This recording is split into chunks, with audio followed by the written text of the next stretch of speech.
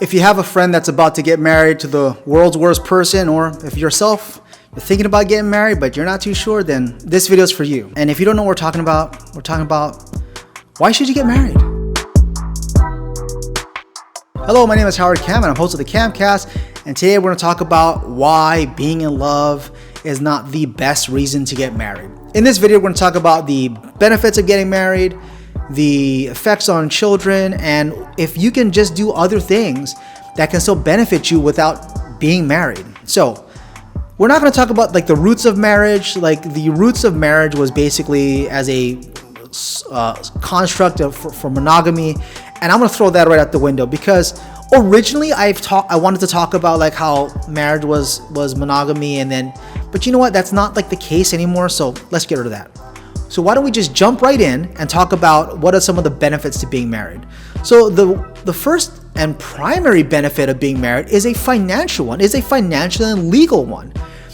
If you're married, then you have financial benefits. You can file taxes together, you can get tax deductions together, you can inherit property, you can claim the pension, retirement benefits from your spouse if your spouse passes away.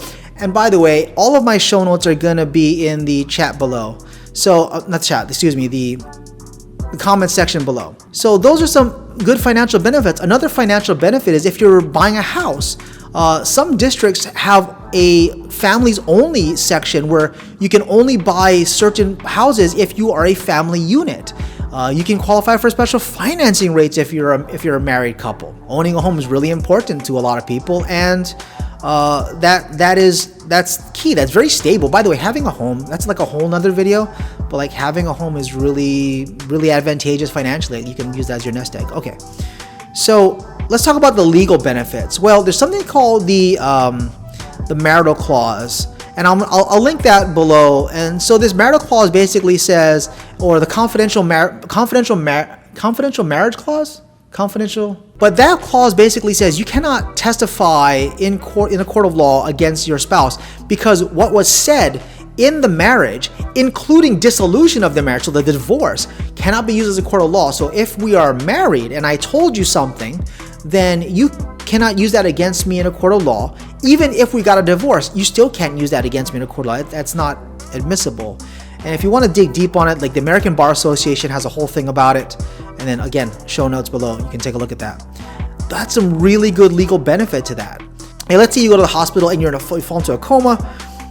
Well, if I can say like, hey, let's pull the plug. You're not going to get any better. You're not going to come out of your coma. Go ahead and yank that plug out and then put me out of my misery.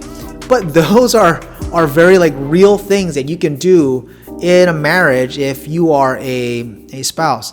And by the way, let's talk about the benefits for children. So children will see how you treat this marriage. Meaning, how do you treat your spouse being married? Like, are you a good person? Do you treat your like as your best friend, or are you guys always bickering and fighting? If you're bickering and fighting a lot, then children see that. Or even if you're like the best person, children will see that and base marriages on what you've done. Like how you treat the marriages is how they expect a marriage to be.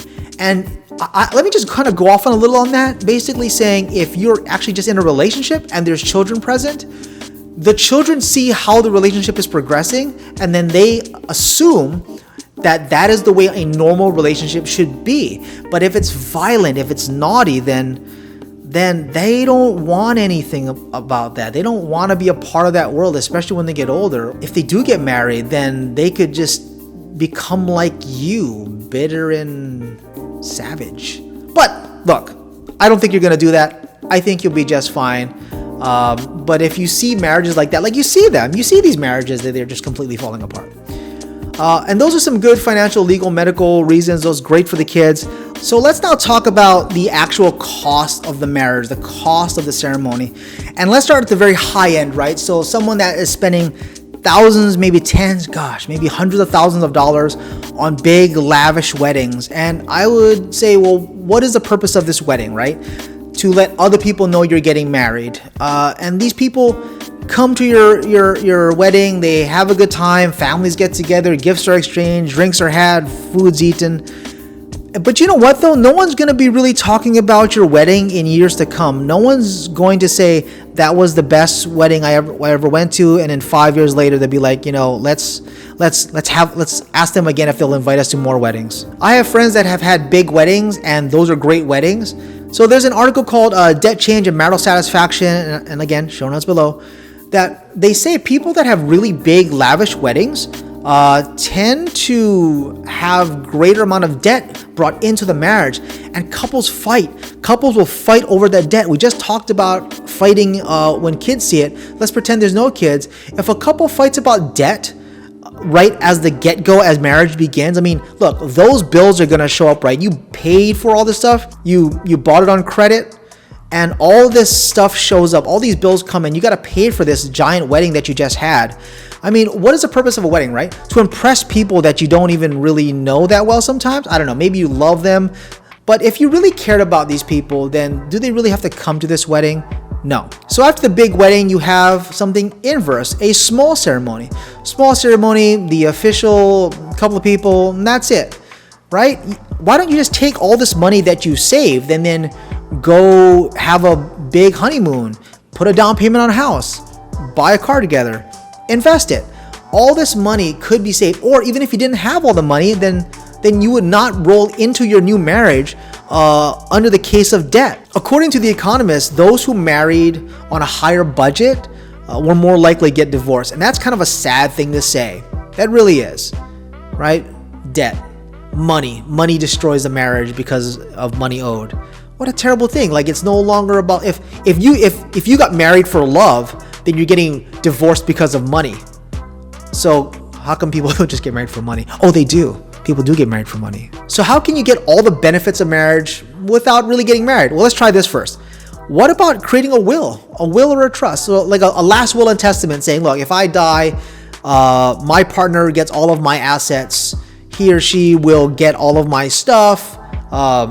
Give this person everything. That's a legally binding thing. You could also create a life insurance policy so that if someone passes away, if your partner passes away, that person will get all your stuff, or a big like financial windfall, and give them a financial pillow to fall back on to maybe pay for some bills or go find somebody else with all their money.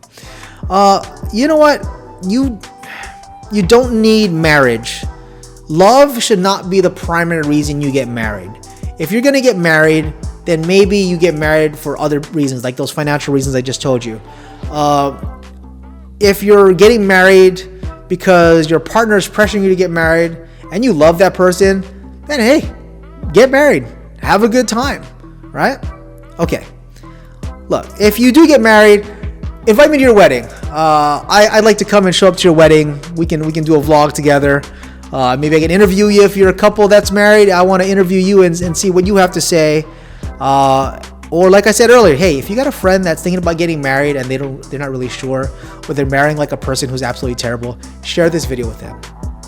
Yeah, if you like this video, you know what to do. I'm not gonna like shill you and pressure you to like subscribe and whatever, but hey, come on, be nice.